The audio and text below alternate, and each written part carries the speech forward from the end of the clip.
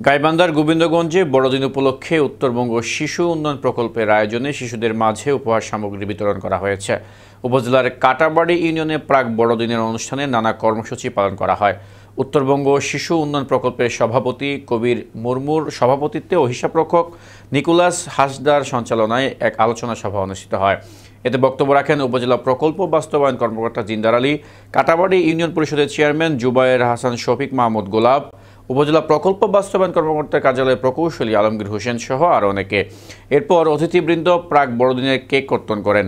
এছাড়াও বড়দিনের উপহার হিসেবে প্রকল্পের 296 জন শিশু ও 15 জন গর্ভবতী মাকে জামাকাপড় ও শীতবস্ত্র বিতরণ করা হয়েছে। শেষে প্রকল্পের শিশুরা সঙ্গীত ও নৃত্য পরিবেশন করেন। এখানেও অনেক বড় একটা কমিটি রয়েছে, তার পাশাপাশি এখানে প্রজেক্টে একটা ছোট কমিটি রয়েছে। এটি চলছে আমাদের এই প্রোগ্রামে।